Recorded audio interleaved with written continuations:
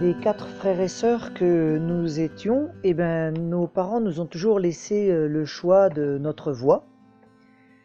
Et comme ça, mon papa m'a restauré un poulailler, clapier, pigeonnier, où j'avais tous mes animaux à l'intérieur.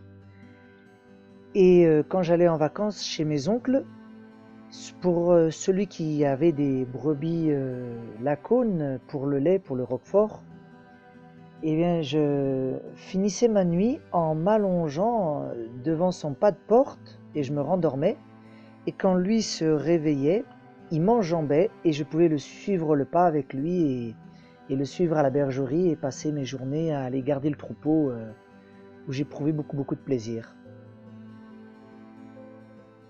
Avec l'autre oncle qui élevait des brebis dans le centre de la France, mais là c'était pareil, on se levait très tôt pour aller chercher les agneaux dans le pré, il faisait encore nuit, on les cherchait une petite lueur blanche dans un grand pré d'herbe verte, des agneaux qui étaient nés en milieu de la nuit et qui avaient besoin d'être réchauffés en bergerie avec leur mère. C'était comme ça avec mes oncles et tantes des grands moments pour moi pendant les vacances. À l'école primaire, j'avais dans ma trousse des petits moutons et un chien, et dès que la maîtresse ne me regardait pas, je les disposais sur la table pour jouer avec. Et puis au lycée agricole, en pension, je réveillais mes camarades de chambre pendant mes rêves, la nuit, en commandant de tout fort ma chienne berger Pyrénées. Va stop, va droite, va écart, va coucher. Et du coup, il me racontait le matin que j'avais passé une partie de ma nuit à commander ma chienne. C'était tout pour moi, ces relations avec les animaux qui me faisaient chanter en moi-même et qui faisaient que je passais une jeunesse agréable. Et tous ces rêves d'enfant m'ont amené à élever des brebis en Aveyron, ça allait de soi.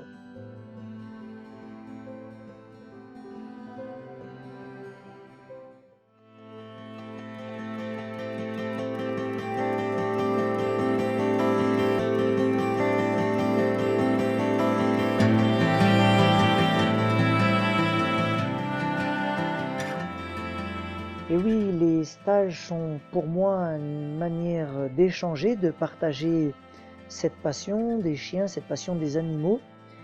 Et ça a démarré quand je gardais les brebis, que des personnes m'accompagnaient, et on parlait des brebis, on parlait des chiens. Et petit à petit, j'ai développé cette idée de stage.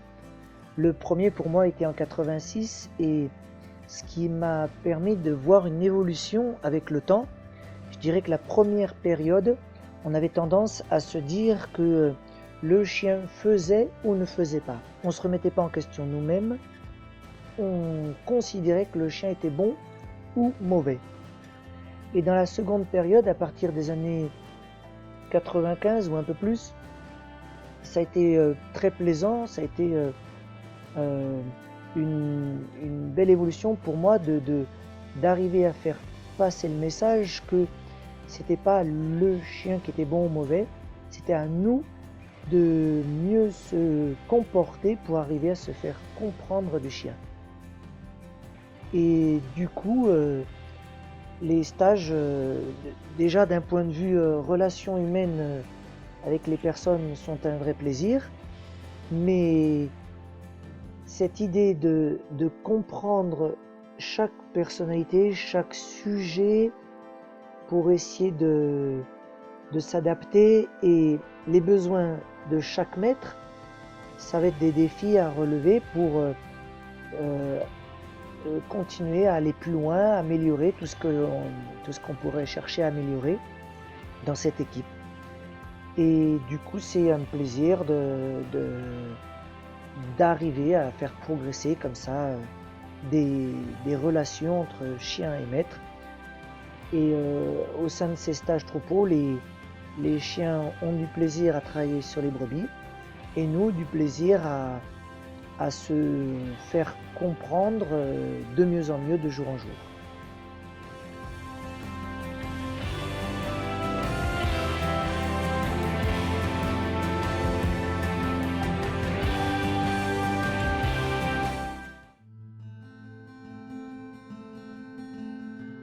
Ah oui, élever des chiots, pour nous, c'est une continuité dans la logique de garder de la génétique. On a besoin de- d'avoir de jeunes chiens pour remplacer ceux qui prennent de l'âge. On a envie aussi d'améliorer en prenant telle femelle et tel mâle. Peut-être que l'accouplement fera que les chiots additionneront les qualités des deux et qu'on retrouvera l'avantage des parents. Et je crois beaucoup en la génétique parce que depuis le début que je travaille avec les chiens, sur mes différentes lignées de berger pyrénées ou différentes lignées de border collie, eh bien, je retrouve toujours le fils qui travaille comme le père ou la fille qui travaille comme la mère. Du coup, si mes chiens travaillent bien, ce n'est pas lié à moi, en fait, c'est tout simplement leur génétique qui a des prédispositions par rapport à ce que l'on pourrait attendre et qui a des facilités d'éducation, de conduite, de travail en relation avec l'humain. Et c'est pour ça que c'est vraiment avantageux de travailler avec de la bonne génétique parce que c'est des chiens qui travaillent bien d'eux-mêmes. Il y a juste à mettre des mots sur ce qu'ils savent déjà faire naturellement. Et pour Natacha, c'est toujours une passion d'entraîner les chiots, de les sociabiliser, de leur présenter beaucoup de situations différentes, de leur faire aimer l'humain, échanger avec l'humain, avoir des interactions, de l'intérêt pour l'humain. Et du coup, quand les chiots ont 8 semaines, ils sont habitués à échanger. Et Natacha choisira le chien dans la portée qui correspond le mieux à telle personne en fonction de sa personnalité ou à telle autre vis-à-vis de l'utilisation aussi. Et comme ça, chacun a le chiot qui lui correspond.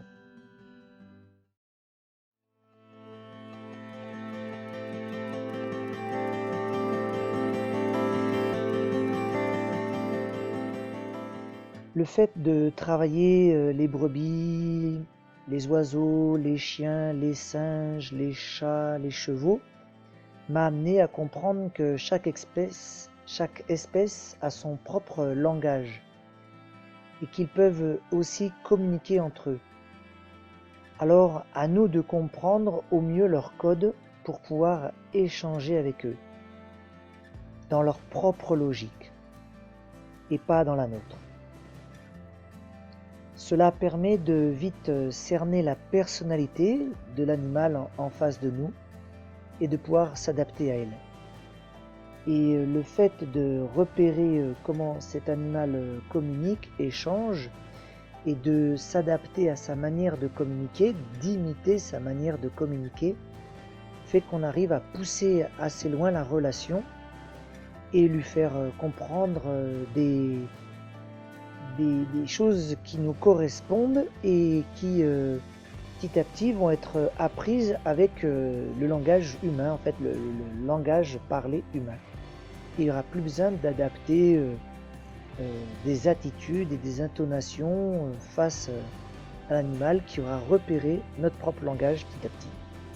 Et du coup, on peut échanger comme ça très loin avec les chiens et faire plein de choses avec eux, leur confier des responsabilités, échanger dans leur propre logique et du coup ils y trouvent leur compte.